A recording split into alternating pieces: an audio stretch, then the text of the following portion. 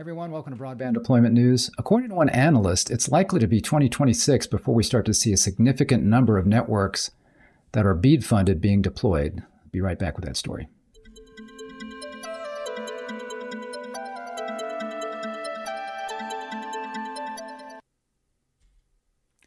Thanks for joining me. Rick Husey here with Broadband Deployment News. So I wanted to look at this story. This is in light reading.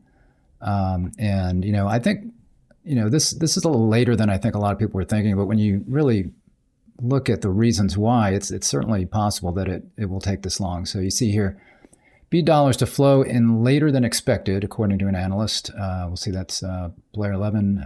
BEAD is on track to give ISPs a financial jolt, but the dollars will flow later than originally expected as networks relying on the federal funding become operational in larger volumes by 2026, New Street researchers Blair Levin predicts.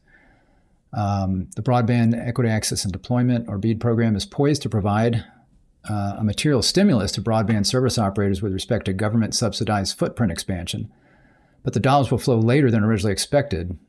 It's unlikely that a significant number of BEAD-funded networks will become operational in 2025, Blair Levin explained this week in a research note, and it mentions registration required here. I believe if you go click there, you actually need to pay for the report, I believe, so just be aware of that. And it's a research note, so it may not be a full report, but aimed at resetting expectations for the program following the firm's Fiber to the Future conference. So this is part, I guess, again, resetting expectations after that conference. Indeed, Levin predicts BEAD-funded networks to become operational in greater volume between 2026 and 2028.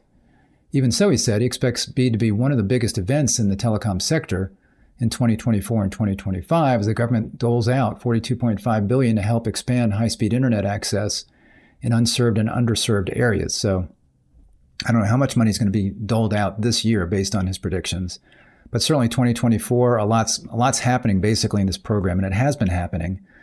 But it just kind of shows you the wheels of government can turn slowly, and it's why some people sometimes wonder when we talk about shovel-ready jobs, how shovel-ready are they? Well, I think the jobs are shovel-ready. It's just a question of getting the money, in this case for broadband, let's say, but it's in this case, it's just getting everything in place in order to be able to get that money to the states and then to the service providers, and to do it in a way that is controlled and where we can keep track of the funds and make sure that there's not misuse. I'm all for that stuff. So, but that does add a bit of a delay in the process. So he noted here that the processes ahead includes map challenges for unserved and underserved locations, the completion of the NTIA's review of state-level BEAD plans, state-run grant processes, winner selections, and finally network deployments by grant winners.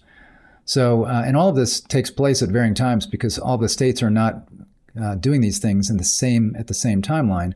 In some cases, there was a deadline. There's always a deadline, but pretty strict deadlines, for example, on getting their initial request in, or they're raising their hand saying, yeah, I want to do this, and then getting their initial proposals in, and then they've got, after that, everybody's got their initial proposal, and then they've got to get their challenge process in, and they've got to initiate that, and have to, a certain amount of time that needs to take place. So it mentions those things. Let's see, state level plans. Then they've got to, let's see, what is it? State grant run process. They've got to select or determine how they're going to select their grantees, and they're probably already working on that, but they've got to get that process going. And they have actually a year to do that. So again, there's long delays that are built in here that don't necessarily need to wait that long, and the states are going to do it at various times. Some are going to be wanting to get these things out as quickly as possible. They've been on the ball, getting as much done as quickly as possible, meeting all deadlines and getting ahead of deadlines. And some will be doing the same as far as getting the challenge process finished up, getting their final proposal in, because that's got to be looked at once the challenges are all done. Final proposal, and then selecting the grants. So some are going to be on top of it. Others are going to be delayed just because it's a lot of work, and there's going to be some back and forth with the NTIA. So it is going to be. I could see where it could be. Not next year, possibly by the time some of this stuff starts happening. And that's hard to believe when we think about where we are now, where we were a year ago. Here we are in 2024, and it's very possible that we won't see a lot of this in 2025. So it takes a long time. The good news is that states have set up their respective broadband offices to manage the BEAD program, Levin added, and that several equipment suppliers across both fiber and electronics have stepped up with U.S.-based manufacturing to help operators adhere to the Build America, Buy America Act restrictions. So yes, that is very good news. So the broadband offices all do seem to be, they've all, as I mentioned, they've all got their initial proposals in. So they're all at that point, things are looking good. And the Buy America, Build America, Buy America stuff, we do have some operators, some equipment manufacturers like Nokia. We've got Corning for fiber and others that have said, yeah, we're gonna work with a partner here. We're gonna open up a manufacturing plant to produce, more of these materials in the United States, so they'll meet the BEAD requirements. And then, of course, NTIA has also relaxed some of those BEAD requirements on things where it's going to be really not possible to have the percentage of items be made in the United States or percentage of components. For example, items that have a lot of chips in them, where the chips are the majority of the cost of the item. We don't have the infrastructure right now to be able to create those chips in the United States. So there's some waivers for things like that. So there's some good news there. Room for fixed wireless access. Levin also touched on the network requirements for BEAD. While fiber is a general requirement, there's room for some grants for fixed wireless access in unserved and underserved areas where the fiber option will run over the budget, the build budget, and that's going to vary based on the state. Some states, and it's all over the map, some states probably have enough money to get fiber to every single subscriber or every single location, in their state, and still have some money left over, maybe even for some affordability or promotion kinds of things.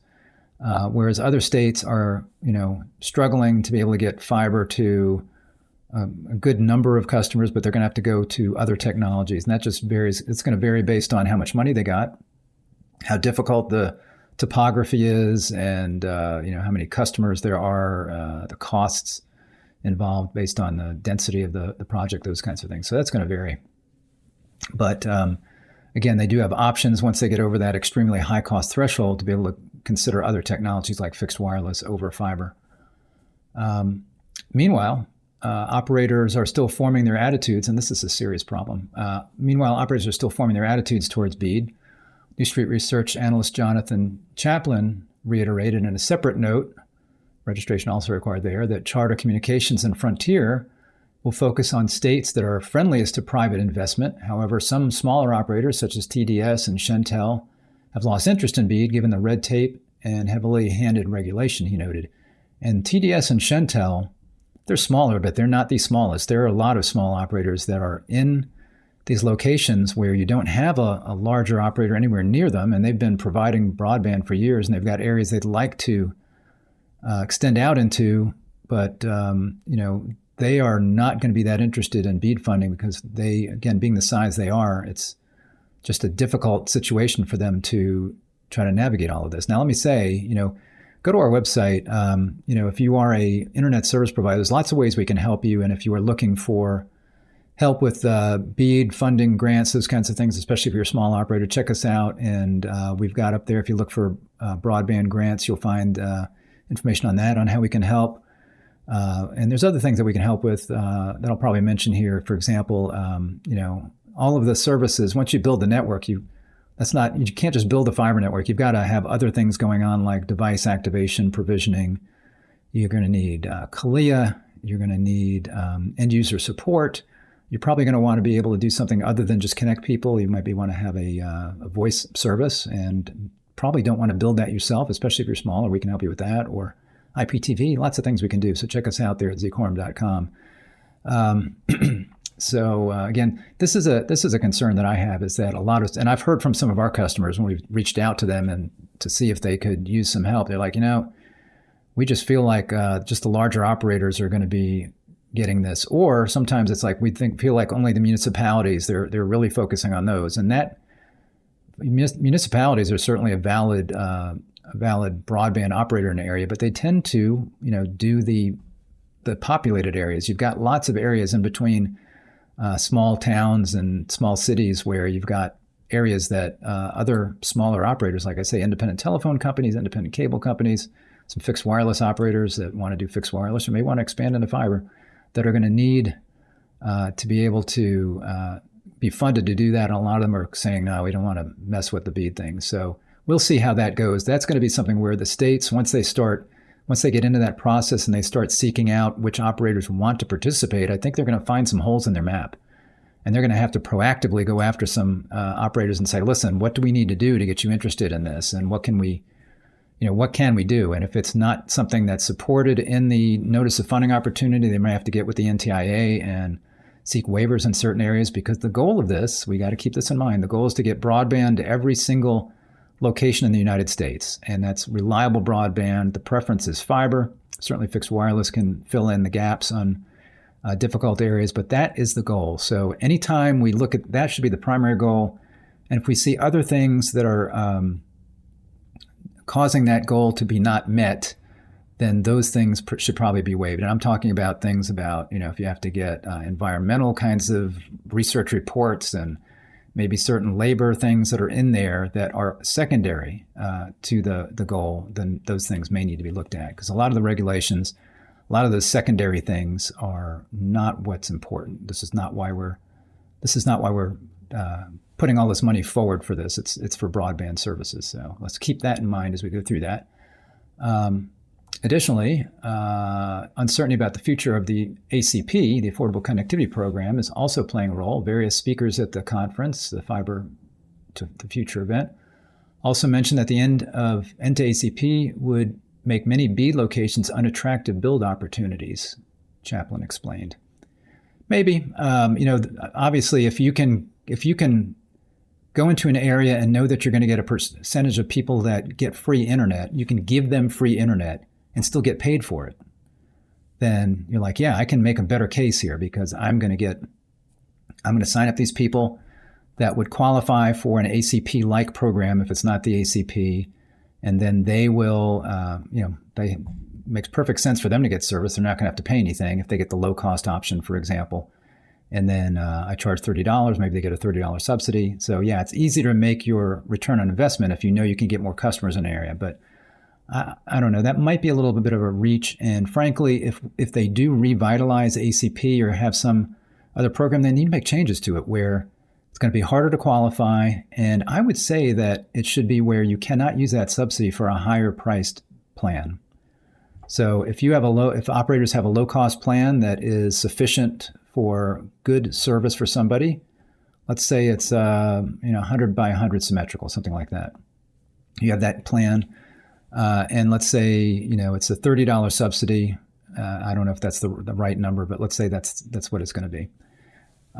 Then if operators can afford to give that plan for $30 and somebody can get free internet, but I don't think you want to let them upgrade to the next plan. And I say that only because we want to make the best use of those funds. So if somebody can afford $30 a month, then they should probably pay for that $30 a month. Because if you give them, let's say they can get a gig for $60 a month, so you're going to give them $30 subsidy, then they're going to pay $30 and they're going to get a gig.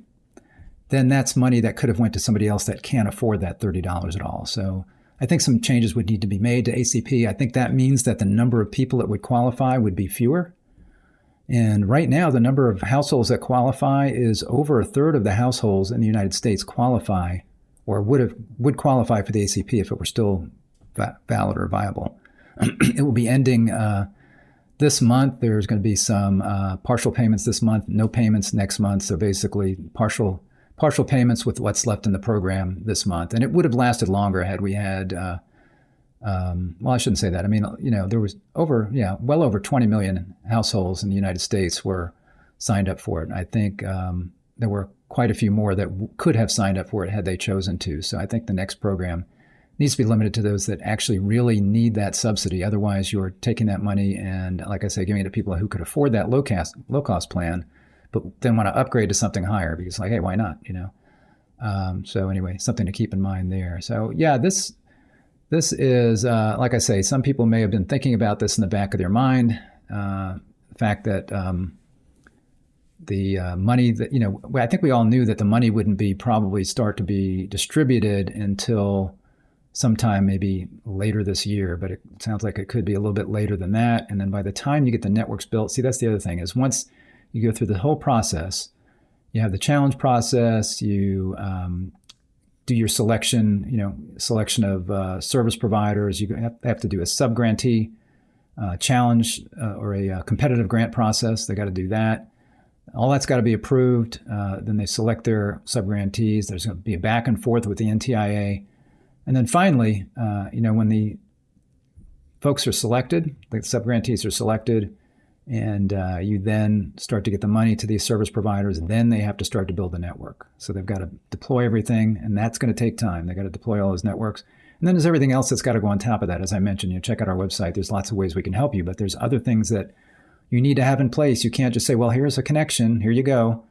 You need to be able to provide technical support for those folks. We can help you with that. We've been doing that since 1995, since dial-up days. Earlier than that, I think, 94, I believe. Again, there's CALIA. You need to think about, how are you going to get IPv4 connectivity for your customers, even if you have an IPv6 network. So you might need to do carrier grade NAT rather than buy IPv4 addresses.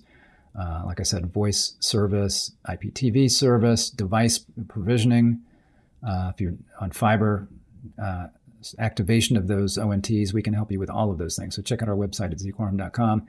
Thanks for joining me today. I appreciate it. If you're not subscribed to our channel, click the subscribe button, ring the bell to be notified when I'm live. And if this was helpful, if you give me a like on the video, I always appreciate that. I will see you next time for Broadband Deployment News. Take care.